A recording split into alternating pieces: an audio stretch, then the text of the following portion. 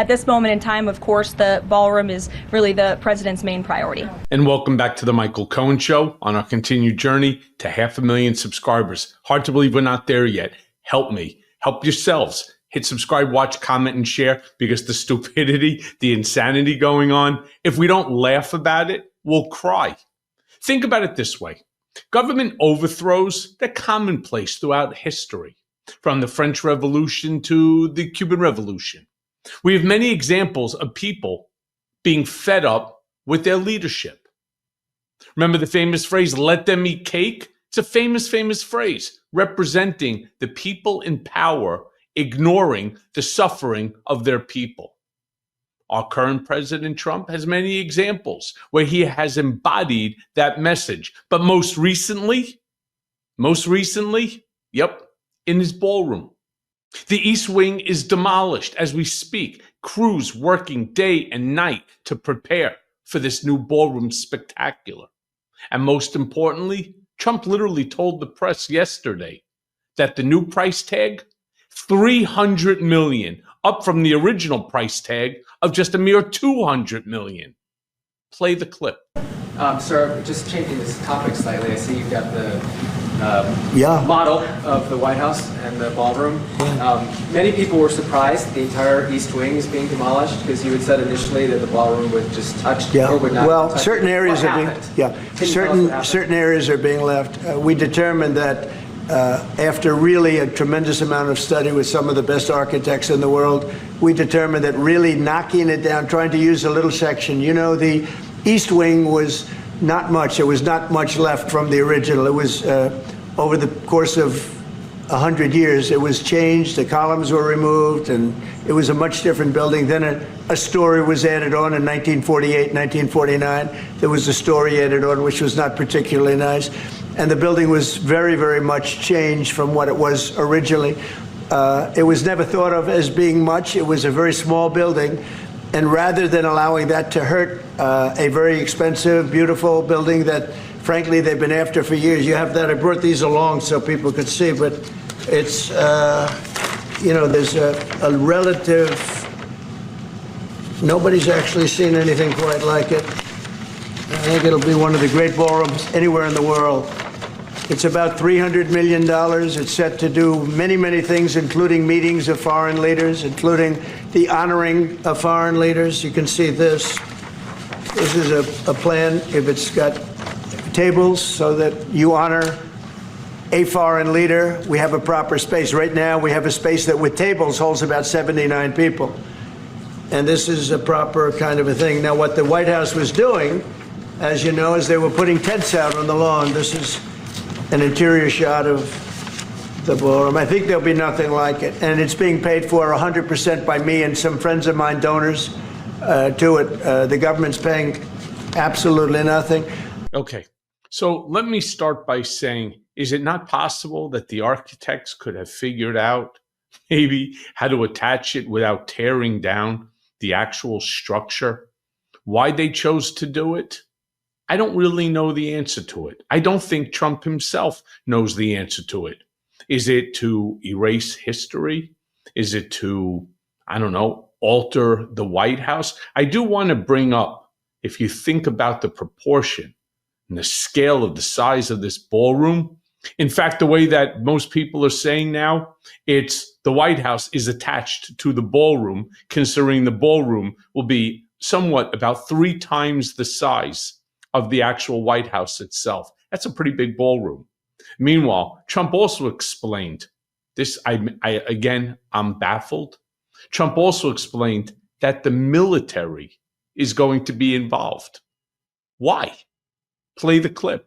We're also working with the military on it because they want to make sure everything's perfect, and the military is very much involved in this. They want to make sure everything is absolutely beautiful. You can see the kind of interiors that we're talking about. That's an interior of the ballroom, and it's the highest level. And you see it goes beautifully with the White House. I mean, the mix is beautiful. So over the years, many presidents have made changes. This obviously would be the biggest change, but this was something they've wanted for at least 150 years. Yeah, let me be very clear.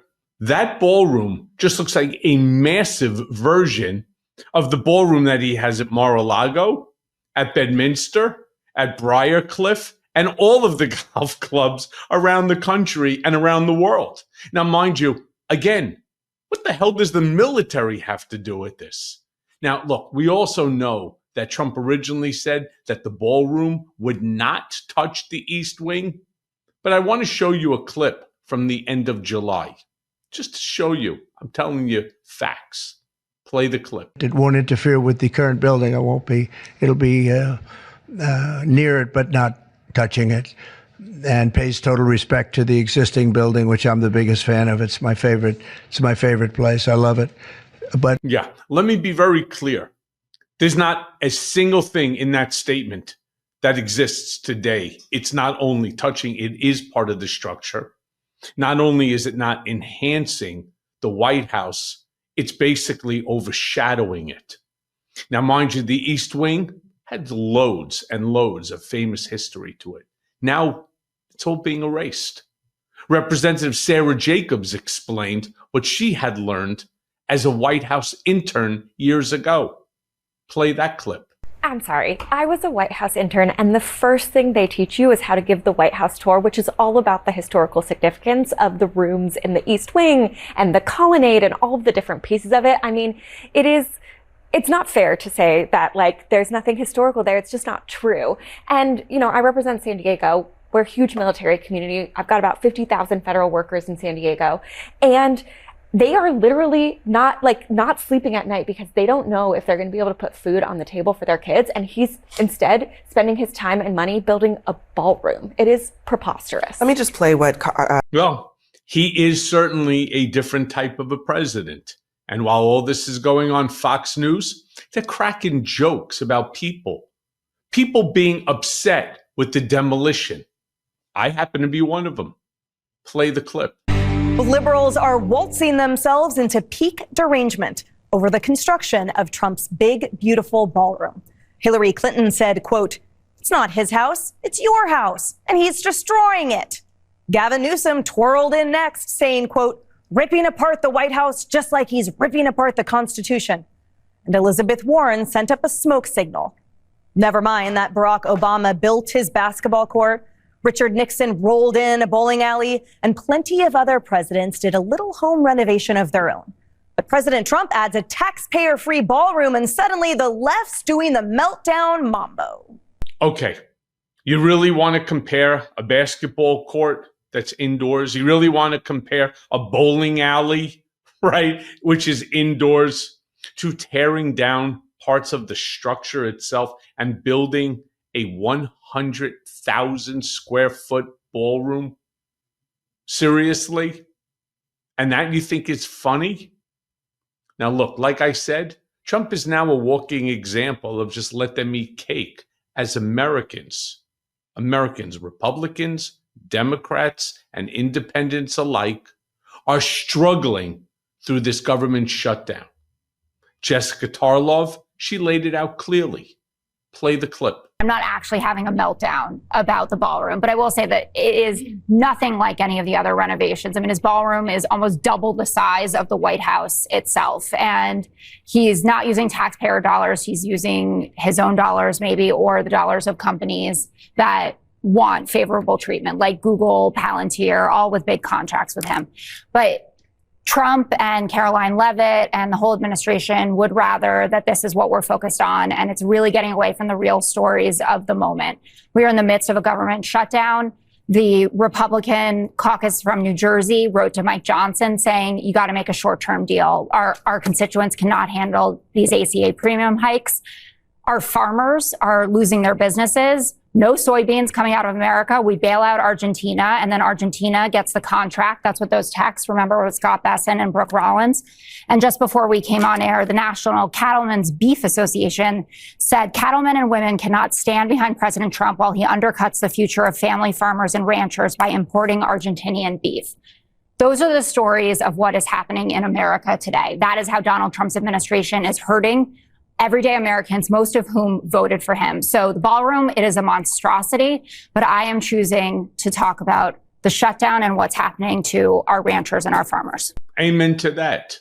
All right. These people, Republican, Democrat, Independents alike, are suffering all over the place. But then again, how many times have you heard that acronym, FAFO? Fuck around, find out. It's not like Trump didn't tell you what he was intending to do. It's not like you didn't know that this was going to happen. They did. And they still determined that I'd sooner vote for Trump, or not vote at all, than to vote for a black woman. Trump's other major middle finger to the American public? Well, it's his ask, again, for $230 million as compensation from the DOJ. And even GOP House members are right now recognizing maybe he's entitled to something. How much? I don't know. Maybe he's going to end up winning this case too. Again, I don't know. Is it legitimate? Absolutely. Notice of claim is legitimate. But I will tell you what it definitely is. It could be the worst possible time within which to do this. Play the clip.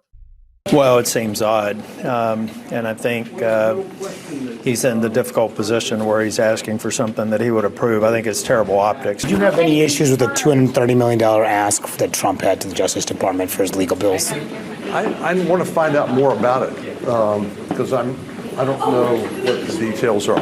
The president had asked the Justice Department to pay for his legal bills with taxpayer money, $230 million. Are you okay with that? You're telling me this right now, Manu. Can I kind of track it down? So before I comment, let me read that on my own. Okay. And let me be clear.